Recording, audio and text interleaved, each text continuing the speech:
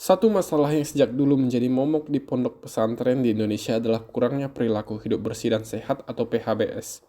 Padahal, pada 2021, di Indonesia ada sekitar 4 juta santri yang tinggal dan belajar di puluhan ribu pesantren dari level prasekolah hingga mahasiswa universitas. Sebagai sekolah berasrama, dengan banyak penghuni yang beragam latar belakang dan bergaul erat dalam jangka lama, keadaan pesantren telah menciptakan risiko kesehatan. Salah satu penyakit kulit yang mudah ditemukan di pesantren adalah skabies alias gudik. Ini penyakit infeksi kulit yang disebabkan oleh tungau Sarcoptes scabiei. Tungau betina mampu menggali ke dalam kulit dan bertelur, memicu respons imun yang menyebabkan rasa gatal dan ruam yang hebat. Data Kementerian Kesehatan Indonesia tahun 2013 menunjukkan bahwa prevalensi skabies di populasi umum adalah 3,9 hingga 6%, tapi bisa mencapai 84,8% di sekolah asrama. Sejak 2017, Organisasi Kesehatan Dunia atau WHO memasukkan skabies dalam daftar penyakit tropis yang terabaikan atau neglected tropical disease yang ditargetkan hilang pada 2030.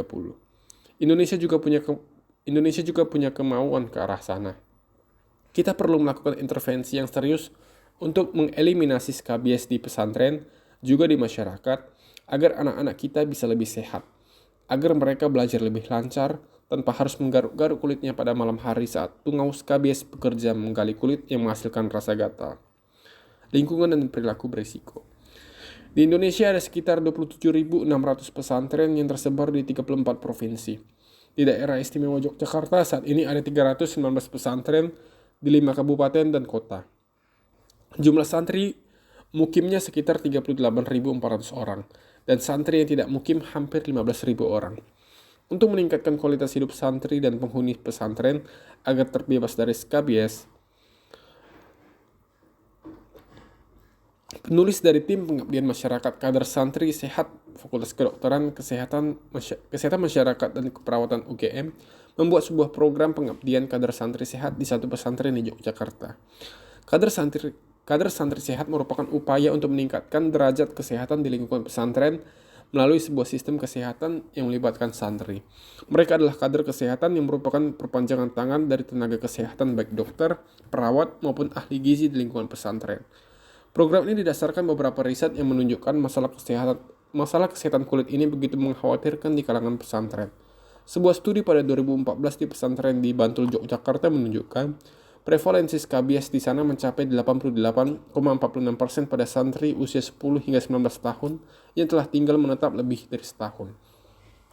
Riset lainnya di sebuah pesantren di Jakarta Timur pada 2012 dengan pemeriksaan 192 santri menunjukkan prevalensi skabies 51,6%, laki-laki 57,4% dan perempuan 42,9%. Siswa MTS 58,1% dan MA 41,3%. Lokasi lesi skabies terbanyak di bokong 33,8% dan di sela jari tangan 29,2%. Riset terbaru pada 2021 menunjukkan kurangnya perilaku hidup bersih dan sehat di lingkungan sebuah pesantren di Kabupaten Jember, Jawa Timur. Ini dibuktikan dari survei yang menunjukkan dapur, kamar tidur, dan kamar mandi kurang bersih. Mereka juga kurang dalam higienitas personal, terutama kebersihan rambut, telinga, dan pakaian. Temuan serupa lebih lama juga ditunjukkan riset serupa pada 2004 di beberapa pesantren di Jawa Timur, Nusa Tenggara Barat, dan Kalimantan Timur. Pengelolaan sampah belum benar, kualitas air bersih belum memadai, perilaku sehat dan bersih masih kurang, informasi dan akses kesehatan juga minim. Riset-riset ini menunjukkan lingkungan padat penduduk, kontak erat antara penghuni, dan kurangnya perilaku hidup bersih dan sehat dapat menjadi faktor risiko penyebaran penyakit menular di pesantren. Beban penyakit dan perangkap mitos. Berdasarkan Global Burden of Disease Study 2015, Indonesia menempati peringkat pertama negara dengan beban penyakit tertinggi akibat skabies. Skabies dapat menurunkan kualitas hidup dan mengganggu aktivitas penting kehidupan, terutama pada siswa yang terkena pada saat bersekolah. Skabies mengakibatkan santri mengalami gatal, luka, hingga infeksi jika tidak ditangani dengan baik. Sekitar 90% penularan skabies dilakukan oleh tungau dewasa betina. Mereka tidak dapat melompat atau terbang, tapi berpindah dengan merayap. Kontak kulit ke kulit yang cukup lama, misalnya pada saat tidur bersama di asrama, merupakan sarana penularan tungau. Pemakaian handuk dan spray bersama dalam durasi lama juga menjadi jalur penularan.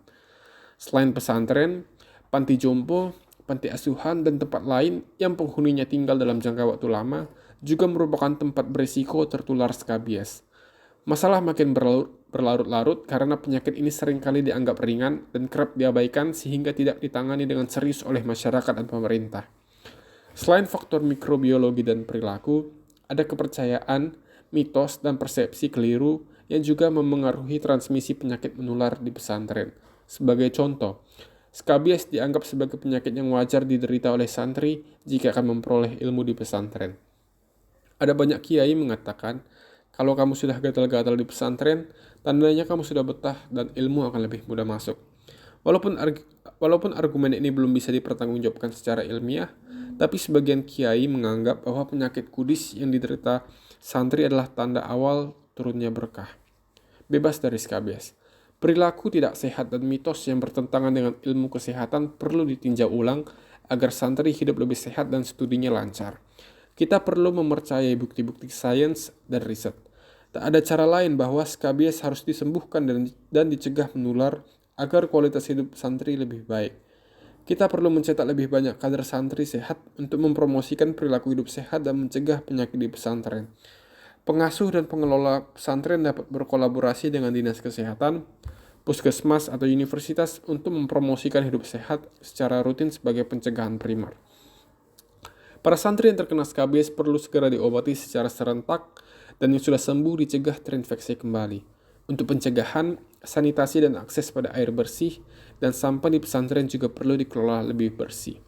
Rehabilitasi dan mencegah munculnya komplikasi lain dilakukan dengan mencuci bersih pakaian, handuk, dan spray yang telah digunakan dalam 3-5 hari terakhir dengan air panas dan deterjen.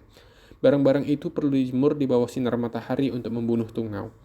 Adapun peralatan yang tidak dapat dicuci dapat diisolasi dalam plastik tertutup dan didiamkan selama beberapa hari atau seminggu.